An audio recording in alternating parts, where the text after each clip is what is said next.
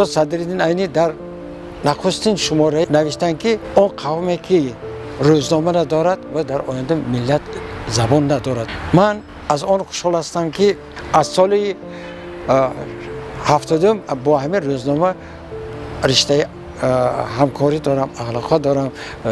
مقاله های من از همان قریب 50 سال زیاد در این روزنامه چاپ میشه.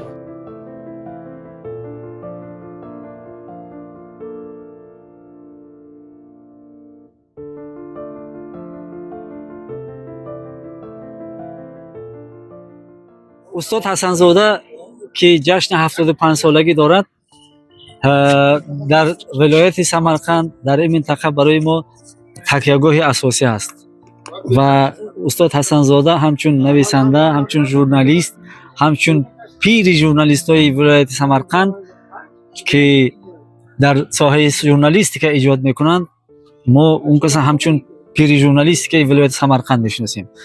برای همین ما بسیار خوشحالیم که در این سن 75 ما با استاد حسن‌زاده باز هستیم و با استاد حسن‌زاده ما من بعد همکاری میکنیم و برای استاد حسن‌زاده ما در آینده نیز بسیار امیدهای کلان داریم که آواز تاجیک و همچنین یک ژورنالیستش فخر میکند.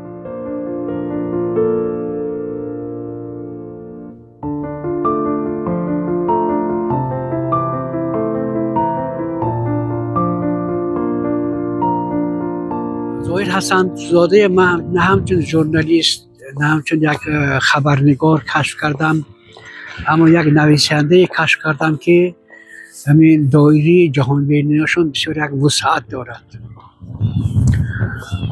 رمان این کس ظفر چاپ شد. همین استاد خواهش کردن که همین رمان شما من که توجه سار کردم یک تحریرش به عهده گیرم، اما من خودم در نزد همین تحریری چنین یک اثری چی میگه خواندنی، یک اثری ماندگار، عاجزی را خود را حس کردم. لیکن استاد گفتن که نه، شما همین باید که همین تحریر کنید. من در رفت تحریر از عنوان کودکی این کس آشنا شدم. هرچند ظفر یک قهرمانی یک اثر است، اما در پس همین ظفر من استاد حسن‌زاده احساس کردم، کودکیشون نوریشیشون احساس کردم.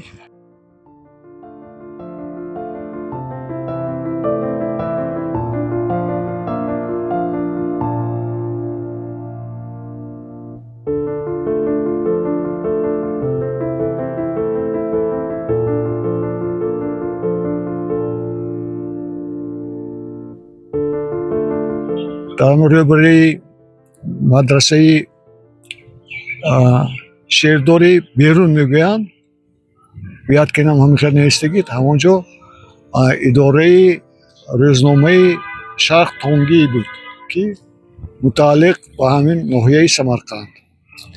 زهیر حسن‌زاده از اولین شخصانی هستند که با تشبوس همین کس در همین روزنامه صحیفه تاجیکی تشکیل کرده شد و بینید که زهیر حسن‌زاده تمام عمر خود را به همین به قلم بخشیدگی، به همین ساحه ژورنالیستیک بخشیدگی.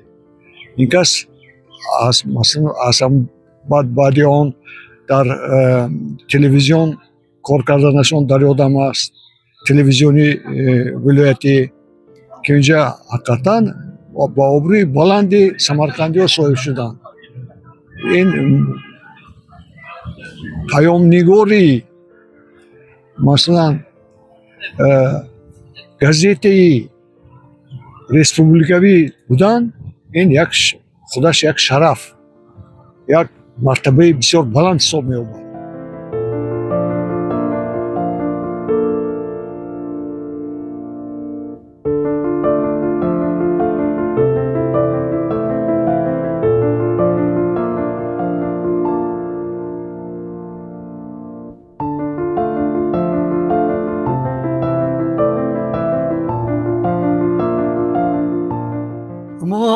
با یک گروه کار میکنیم که در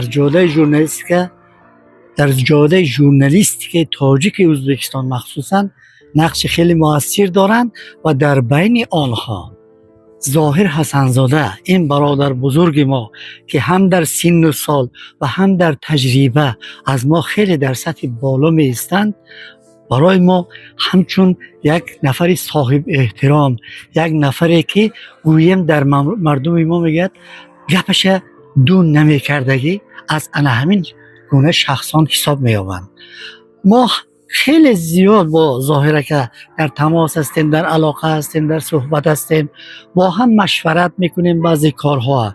اما من بر همین نظرم که ظاهره که خیلی هم شخصی خاکسارند، فروتنند. مثلا در این سن و سالی که ظاهره که دارند، من 75، هر یک کاری که به ذمه‌شون گذاشته شده است اون با مسئولیت تمام اجرا میکنند. مثلا در این سن و سال در آمده یک جا گویم با صحبت آدما همراه شدن و یا عکس گرفتن و گویم این که کار ژورنالیست که این تقاضا میکند، بسیاری ها نمیکنند. اما من در بسیار جا متوجه شدم به واسه که ظاهره که همون کاری که بر دوش خود دارن خیلی با مسئولیت تام اجرا میکنند. برای همین در بین ما همکاران و عموما در بین ژورنالیستان تاجیک چه سمرقند و چه تاشکند خیلی هم اعتبار و احترام بلند دارند.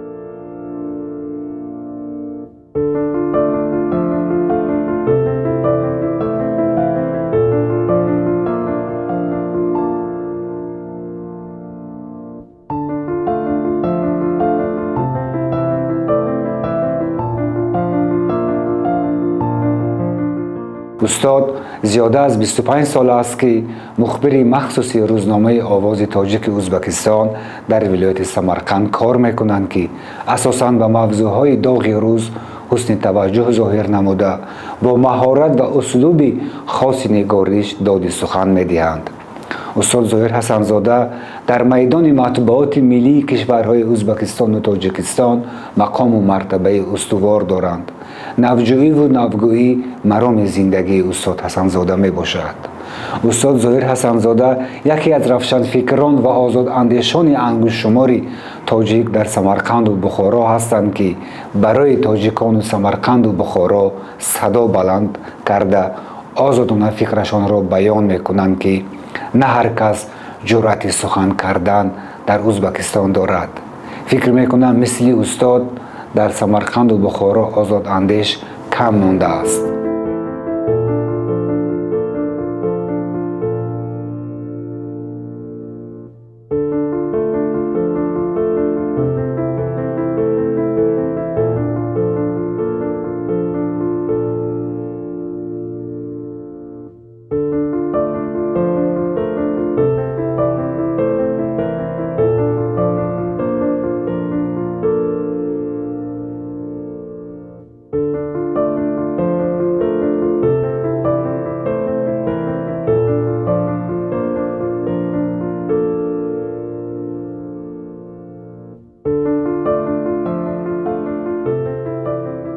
این کس معلم زاده هستند.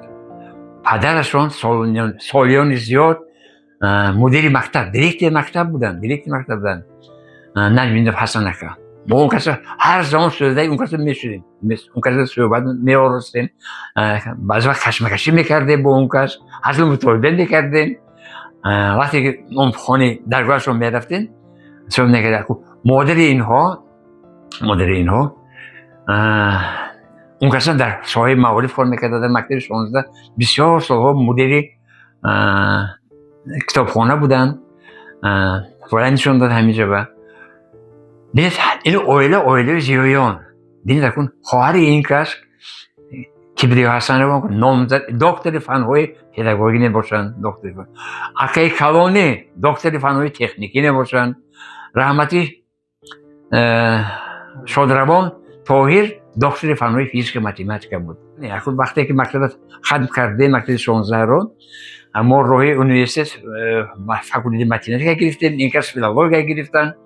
همراه با خوندن 15 سال 10 سال در مکتب خوندیم 5 سال در مکتب عالی خونده تحصیل کردیم این کس اساسا ژورنالیست لیکن با وجود آن زیاد از 10 عدد کتاب‌های مؤلف کتاب‌های می‌باشد این کس می‌باشد.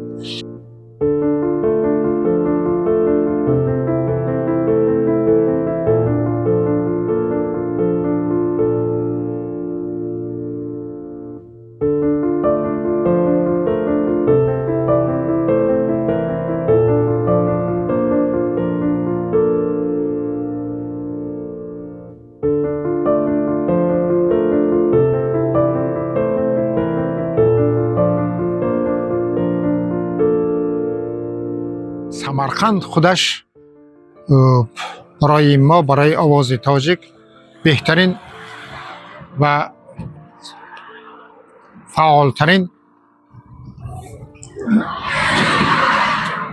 ҷамоаи овози тоҷик ба шумор меравад, чун самарқанд аз фаъолтарин ҷамоаи овози тоҷик аст. مخبری آن هم باید در همین سویه باشد، در همین پایه باشد. ظاهر حسن زاده به همین پایه به همین و جواب داده میتواند.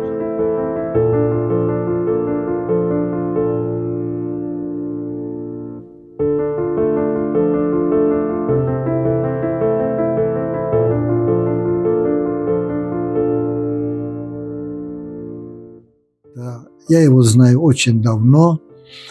У него такое поколение, у него родители всегда работали, посвящали себе области в культуре. Отец был директором школы, учеников у него один я вот учился в этой школе.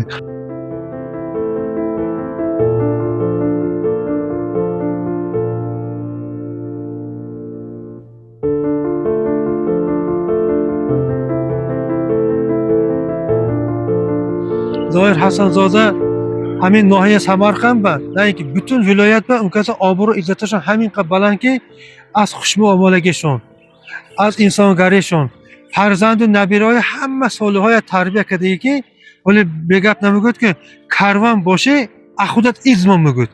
من میدونم که انشالله ظاهره که از اینم عمرشون دراز شد، سر ما دائم صاحبان شگشتگیشون. البته من از پروردگار عالم میپرسم پروردگار عالم عمرشون با زیاده عمر دهد. هم قلم نویس همین ایجاد میکنن که آدمی که این کسا خواندگی مقالهشون یک الهام به دل میبیاد. نه حالی بعضی آدم هستن که یک رمر مینویسن کتاب کپی که بری قدرشیز مضمونشون نه سر باشه، لیکن ظاهره که همین دو دهن نیستی که مثلشون یک رمر دانش گپش هستن. او میگوید که بیکار نمیگوید، یکی را 100 بگوی، 100 را یک گوی.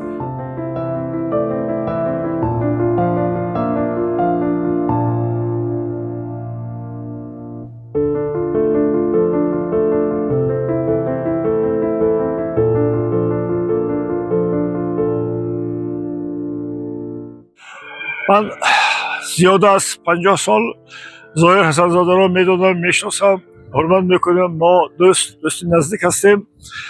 وقتی که من سالهای دراز در یونیورسیته کار میکردم، اون وقت از خود ژورنالیست که دور باشم هم، لیکن دائما از مطبوعات، از روزنامه دور نبودم.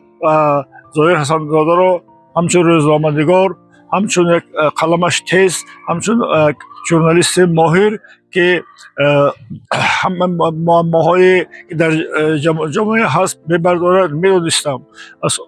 حاضر هم من همچون مخبر روزنامه آواز تاجیک، همچون مخبر هر زمان در روزنامه سمرقندسکی وست مقاله زبان روسی چاپ می شود نقص می دادم و این کس سالهای دراز بسیار همه اون معمایی که در جامعه هست سمرقند، یادگارهای تاریخ سمرقند، کمبودی ها و دیگر معماها را روی راست برداشته.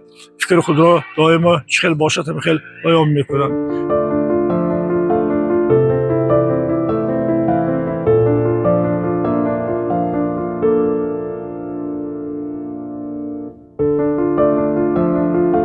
انسان بسیار خوب هستند.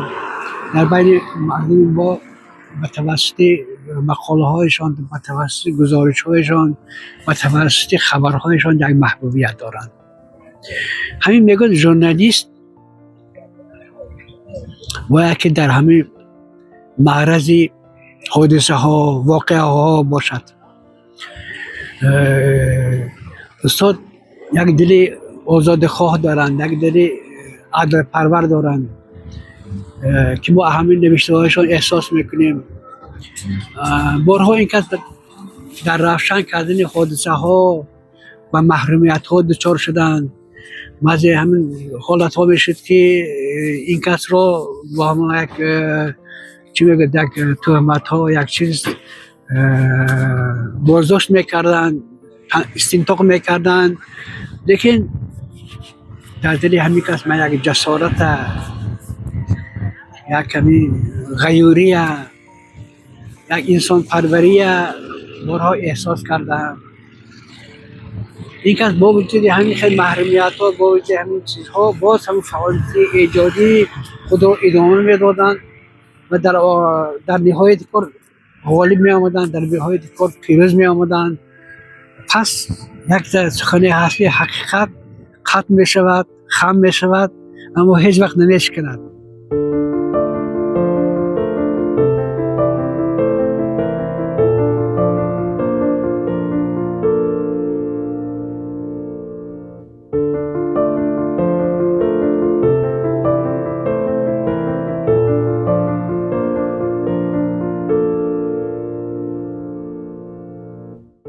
سروری دولتی ما در هر یک برآمد خود با ما ژورنالیستان، با خبرنگاران، با رهبران اداره و تشکیلات ها سپارش میدن، وظیفه میگذارند که ما باید در بین مردم باشیم، از حیات مردم بیشتر آگاه یافته ما ژورنالیستان طرف های ایجابی را هم در کمبودی های جمعیت رو روی آب کنیم، نویسیم. من البته پوشیده نیست که در موادهای خود با مسئله تنقیدی هم دقت مخصوص میدیم. چند پیش مردم دهه اولیک با روزنامه ما مراجعت کرده، گفتند که همین کوچه های اولیک خیلی خراب شده است. در زمستان لای، در تابستان چک. من خوشبختانه امروزه بینیم اگر کوچه های اولیک منفرش گردیدن، اسفالت پوش شدن. حاضر خوانندگان هم مردم هم با کوچه های وسیع روان رو میکنند. این از چی گواه میدهد؟ این رهبران با اداره های دولتی نه، اداره های دولتی به خلق نزدیک شده، به خلق خدمت میکنند. پروردگار عالم عمرشان با برکات، مشکلشون آسان، مینوسته که قلمشون الی رنگش تمام نشود. لا حول ولا قوة الا بالله العلی العظیم الله.